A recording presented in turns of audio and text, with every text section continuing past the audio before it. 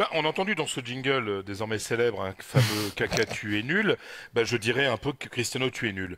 Parce que franchement j'en ai un peu marre de ces joueurs qui mettent en avant leur petit état d'âme avant toute considération collective. Alors reprenons un petit peu le fil de cette histoire. Ça commence par la une du journal portugais Abola, un journal important. Bon, je peux vous assurer, parce que j'en ai la preuve, que bien entendu ce n'est pas de l'information journalistique, que c'est Jorge Mendes qui a offert ça sur un plateau à cette rédaction. Il y a évidemment une opération, une stratégie de la part de Cristiano Ronaldo qui, oui, a des problèmes avec le fisc espagnol. Le parquet de Madrid a confirmé la semaine dernière qu'il y avait l'ouverture d'une information judiciaire pour une fraude fiscale à hauteur de près de 15 millions d'euros. Cristiano Ronaldo, puisque j'ai eu l'occasion d'en parler avec lui il y a quelques mois, lui se croit innocent, se dit innocent, pense qu'il y a une sorte de cabale contre lui. Ça, il a le droit de le penser, ça, il n'y a pas de problème.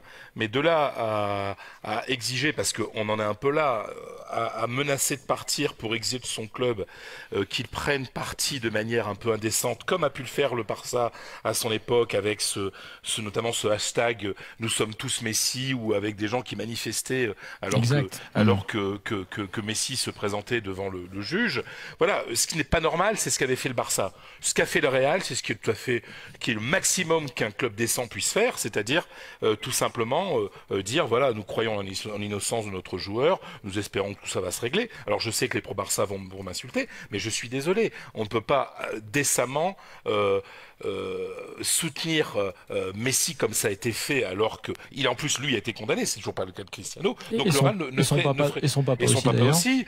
Donc là-dessus, on va pas. Voilà, moi je trouve ça indécent. C'est pas le Barça que je trouve indécent. Donc tu Loin de confirmes là. d'ailleurs au passage, par contre, que Cristiano a joué avec ça et qu'il a bien laissé entendre qu'il allait partir. Ah mais bien entendu. Parce que tu Mais dis oui. que l'info d'Abola n'était pas forcément bonne, enfin, Non, non, donc mais les elle gens est pilotée. pilotée. Non, elle est pilotée. Elle est pilotée, Elle est mais on est pilotée. d'accord que sur Dans le le sens, fond, il y a deux sur sortes le fond, il y avait d'informations, vous quelque le savez chose. tous.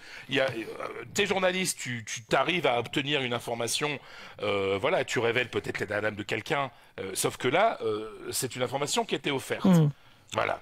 Par qui? Par l'entourage de Cristiano De Ronaldo. Donc Cristiano. il y a une vraie volonté de créer le buzz autour de ça.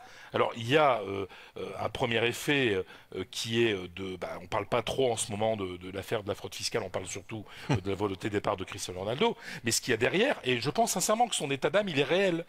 Sauf qu'il il a été instrumentalisé.